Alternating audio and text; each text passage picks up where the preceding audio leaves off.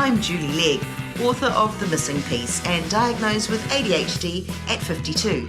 And I'm Jel Legg, diagnosed at 55. Welcome to ADHD Difference. In this episode, we'll be chatting about dopamine stacking. Dopamine, as we know, it's a neurotransmitter that transfers information between cells, and it's complex, but really it's about keeping motivated, and it's a bit of a pleasure hormone as well. So that's the dopamine side of things. And stacking is when we pile one lot of dopamine on top of another, And so it has an interesting effect, and we're going to be talking about dopamine stacking, the upsides and the downsides of it.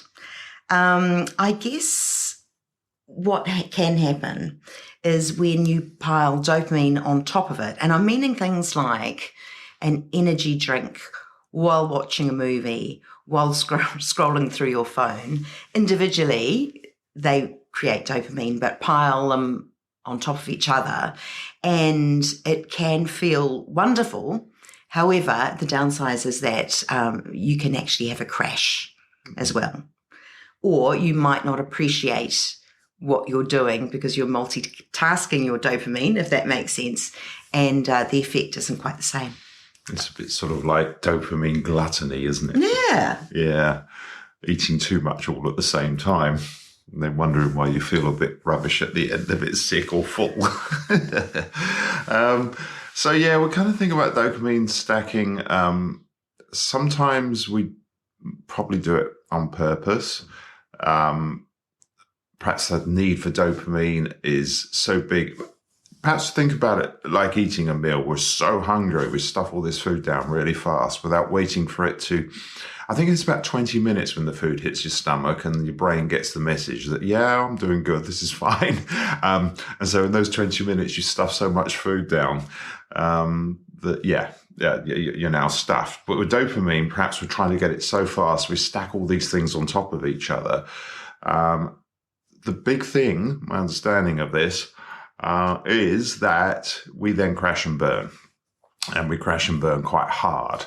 So again, there's that similarity with eating too much. It's not a good thing, is it? Yeah. Whereas if we just take everything slowly and do things with a bit more forethought, we can still reach those dopamine levels. We can spread it over a long period of time. We don't run the risk of, the analogy you can imagine. Yeah. It's interesting, I think, too, because, with ADHD, maybe some of that regulation is not quite there, that moderation.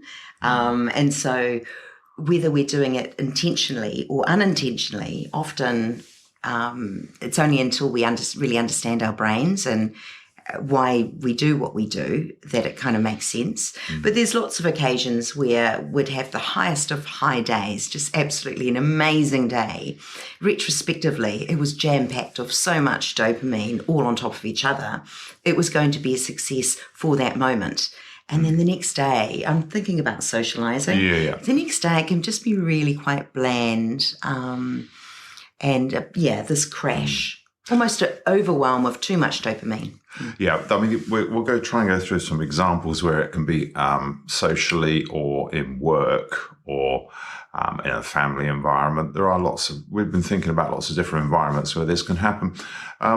So correct me if I'm wrong, Julie, but are we more likely to stack dopamine and then run into a brick wall if we're unmedicated? Interesting. I think neither of us are medicated. My understanding is ADHD stimulant medication brings up those dopamine levels to neurotypical levels. And so that craving or desire to seek dopamine is leveled out. So then probably not craving as much dopamine because they're quite satisfied already. So I would say more unmedicated. Yeah. So pre-diagnosed or post-diagnosed and for whatever reason not wanting to or can't for various medical reasons take medication. So yeah, you mentioned socializing. We don't socialize a great deal all the time, and a great deal very often. And for a long time, we've worked out we've spoken before about socializing we dislike and avoid. Going to a family barbecue. Oh, no, boring situations. Things we struggle with. Just going for dinner with some people, I think, would be quite boring. So there'd have to be people we do socialize with have to have lots of energy, and we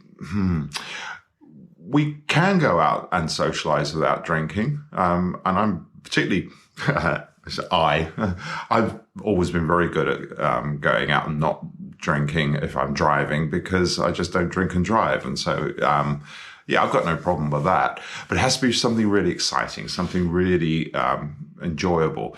If it's something that really suits us, whether we're hosting or going out, and particularly if we're hosting, we can have a drink. We will stack.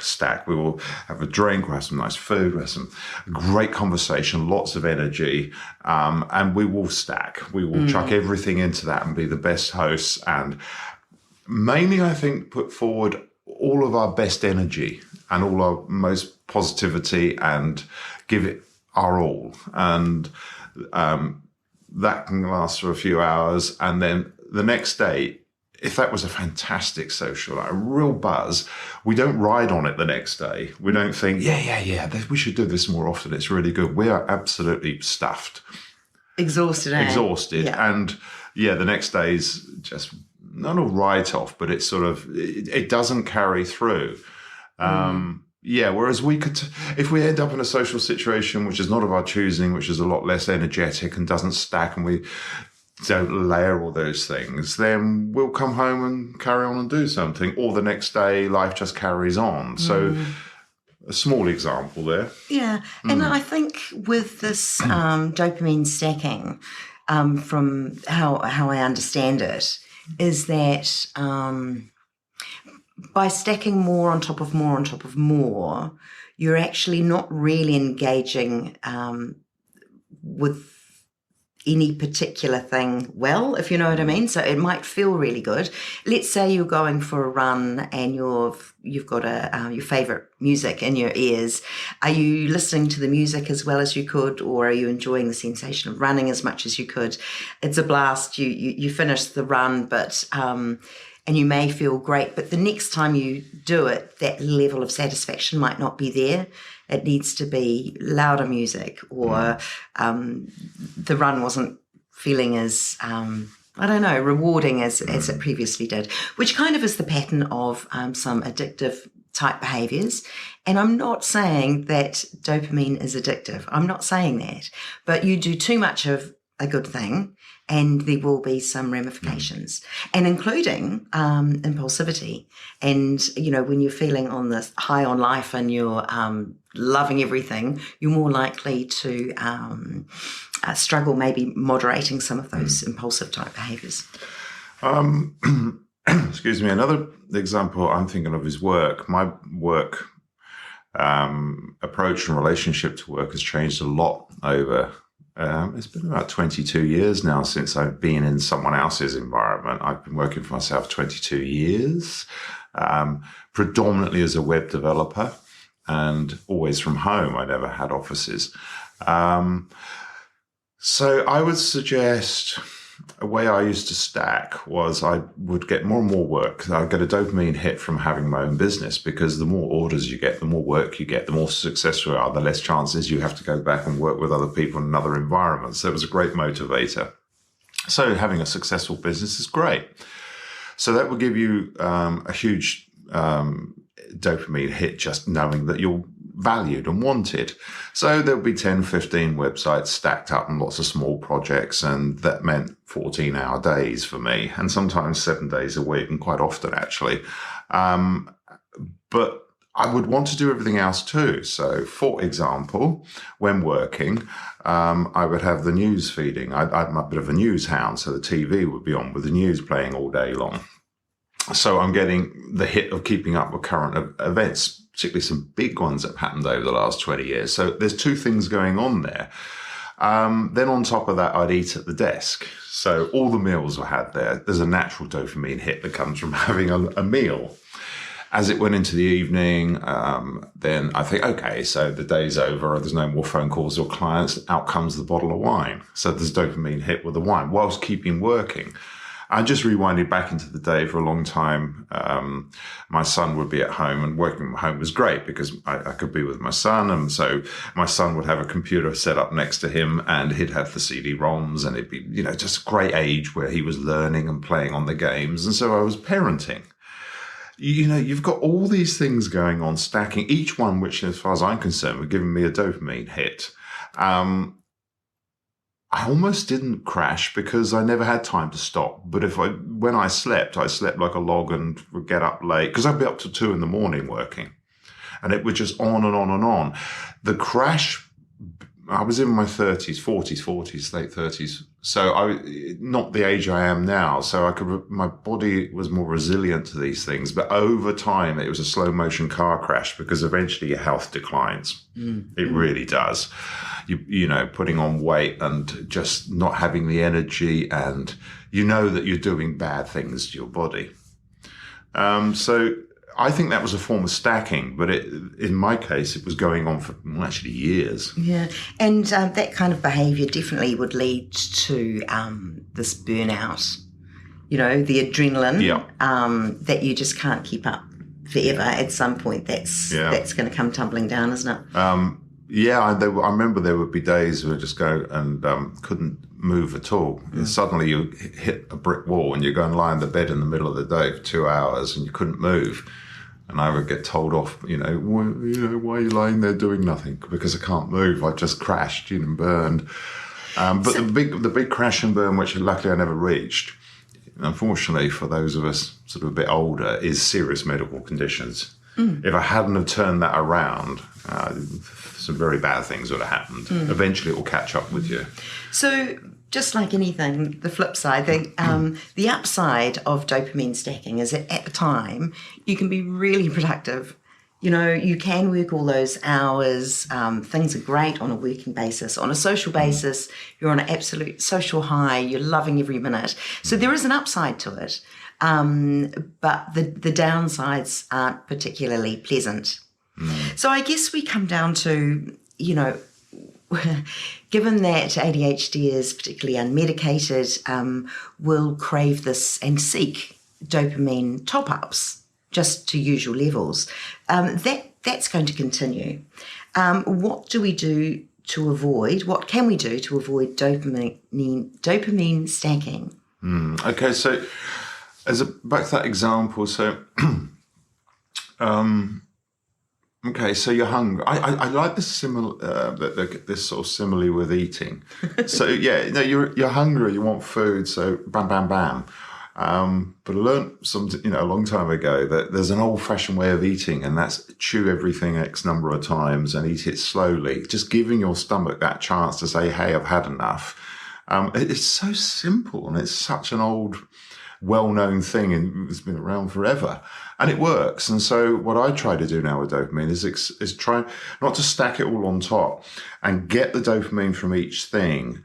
Part of that is, I suppose, being a little bit wiser and older, is understanding that dopamine may not be instant. For instance, if I have a job to do in the day, it may not, the result may not come straight away, but just take it bit by bit. And so the dopamine's coming, just wait for it.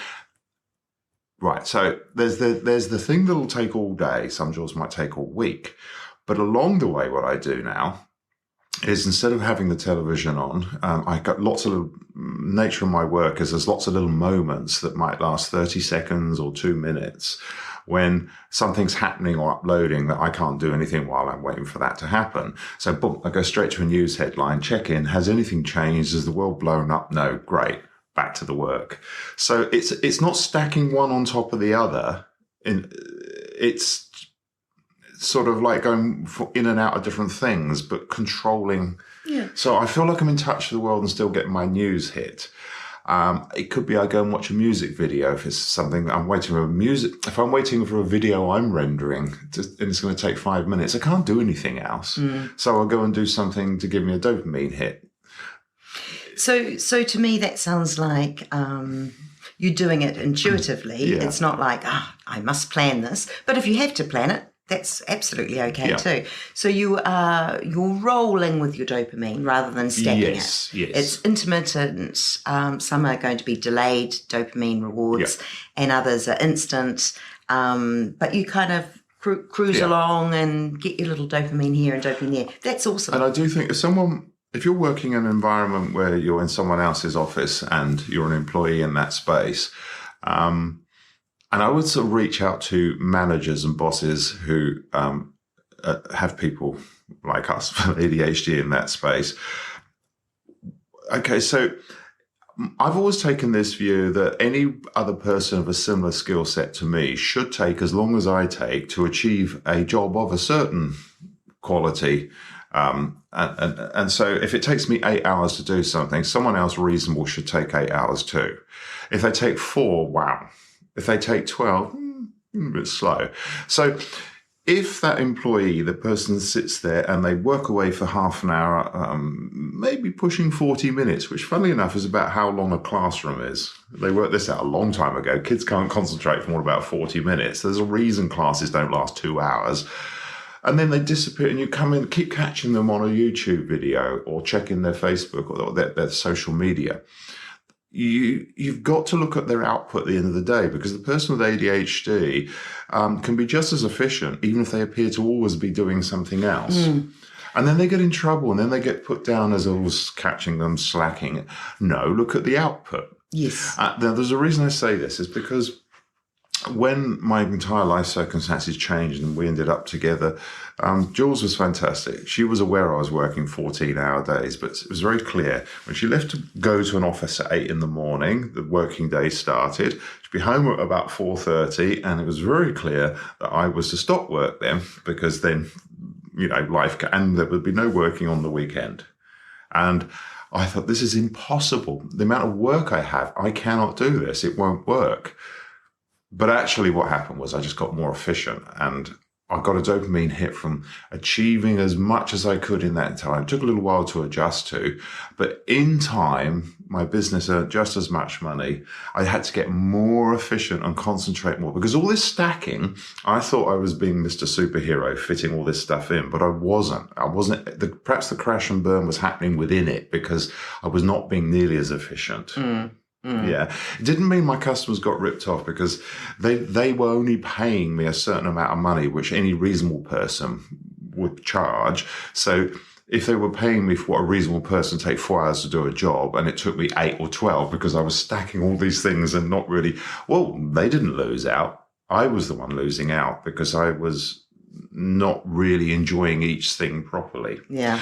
Compartmentalize, here's the job, concentrate as much as you can, short breaks, get it done, now move on. Now it's the evening time. Now you can fully enjoy watching a film or reading a book or going for a walk. Yeah. So I think dopamine stacking, what to do about it, you've got to work it out yourself, to be honest. There's lots of suggestions out there and some strategies, and you've got to pick the one that works for you. But definitely avoiding this yo-yoing, just like anything, whether it's exercise or indulgence of anything particularly. Try and avoid the yo-yoing. Try and set yourself on a scale that's achievable, on a path that's doable. And if you need a reminder, it's been said to set yourself reminders literally on a timer if you feel that you're working for too long straight without a break, and then so put a timer on so you can have a break every hour or every 35 minutes or whatever it works out to be, and do something that just can release some dopamine there and then, some instant dopamine. Then you've got this, I keep coming back to this idea of, for me, and maybe it's just me, but I keep coming back to this idea that dopamine for me in my brain feels like hunger for food. So at the end of any given day, I need to have had a certain amount of dopamine, and I have to get it because my brain isn't always producing enough of it. So it's a bit like at the end of a given day, I need to have eaten a certain amount of food. And there are going to be times when I'm hungry and I feel like I need, which is like needing dopamine, but that's what the snacks are for. Taking that little snack ties you over sometimes too. So I'm stuck at work for a whole afternoon, but tonight I'm going to go and have a game of squash with someone, and that's a real dopamine hit, lots of energy and so on. Yeah. I just thought, instead of dopamine stacking, it should be dopamine snacking. Snacking, yeah. Yeah. I claim that one. Well done. So yeah, you get through the day snacking.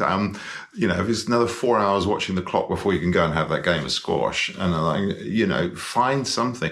And hopefully you're in an environment where you can just take out 2, 3, 4, 5 minutes to do something. And that may include just sort of getting out of your seat off the office and going for a quick black round the block. But I'm really appealing to managers here to understand that this is what we need to do. And sometimes I think doing things one thing after another, small snacks, is better than necessarily than saying, hey, okay, employee, there's no way I'm going to let you go take a 5-minute hike round the block and come back ready to get back into work. But I'll let you sit there with your headphones on, listening to music while you're working, which is stacking, possibly. Yeah, and having a coffee, stacking. Because as long as you're sat in that seat, I know you're being productive. I know, that's crazy, isn't it? I do think this stacking, especially in the work environment, has got a lot to do with productivity. And you really shouldn't care what someone is up to or doing. This is what the diversity thing is. It doesn't matter how they approach their work, provided they still produce what your business needs at the end of a measurable period of time. And yeah, I've worked with a lot of people that have some very strange approaches to how they work, but they were very valued. Because they were just great engineers and they produced what the company needed. And we were all different. It's almost like I'm talking a long time ago here, over 20 years ago. I worked in an environment before the word diversity was even used or invented, because engineers, I'm talking software engineers, electronic engineers, we're a very strange bunch. We're all we really are. And I can speak from working across a lot of companies around the world. We are an odd bunch. And we always had so very diverse ways of working on a 24-hour clock with all sorts of strange environments. But it was almost just accepted as normal. I don't think any of us have survived 5 seconds in other businesses. One last thought on dopamine snacking, and that is, I think we need to be realistic about what drives our urge for dopamine, and it is things of interest, and generally that can be things that are new, because new things are more exciting than routine old things. And so don't be surprised if once upon a time you had so much joy and got a great dopamine ticket from listening to your favorite song, and then a month later that doesn't do it for you. That's okay. You haven't lost your way. Maybe you just need to do something new. Find a new song or a new hobby or something. So don't be surprised if it wanes after a period of time. That's just natural for us. Yeah. It's interesting, this stacking thing. I know it's a bit of a buzzword at the moment, and when you look back on your life, you realize that there are times or habits or spaces where you got into the whole stacking thing. And I don't know whether as you get older, you naturally move into a space where you just work out what works better for yourself. But I do think, thinking about stacking, I think it's something I'm more likely to have always done when I had a lot more energy, perhaps, or more ambition, because ambition is a precursor for really going for dopamine, isn't it? If you have no ambition, that's a whole chunk where you're not going to get the dopamine hit. If you're just happy to, and there's nothing wrong with this, but some people are quite happy just go, not have ambition and plod through the day and move forward. But as human creatures, we all have something that we really look forward to enjoying or doing. There was another one we were going to mention, which may be more relevant. And it may be more relevant for someone listening in their 20s or 30s, is going on holiday. So, holidays are a great time of letting yourself loose, aren't they? Especially if you've got a really boring work routine. Excuse me. So, you've got two kind of, in my view, there's two approaches to a holiday. There's the idea of going and spending a week on a beach, Vanuatu or Spain or something, or wherever. And that sounds glorious when you're in New Zealand, but let's say Vanuatu, someone local, Fiji, which is, or whatever. That's our backyard almost in terms of holidays. So you spend a week on a beach, just sunbathing, maybe pick a book up. Or you spend a week on a super adventure holiday, where you cram everything in. And we don't do the beach holidays. No. Last adventure one we did, I think we did the UK in 10 days. And we're talking Ireland, not Ireland, we didn't do it. It was Scotland, Wales, Cornwall, London, Southeast, all over in 10 days. And that was stacking. That really was, because you're visiting everything, you're seeing everything, you're eating every different kind of food you can find, you're drinking at every opportunity, So you can't come back from a stacked holiday like that and feel relaxed. That's the whole thing. You go to, how was your holiday? I'm knackered, I need a holiday. Well, that's a stacked holiday, really. And I'm not saying only ADHD people do that. Other people do as well, but we're very much likely to do that.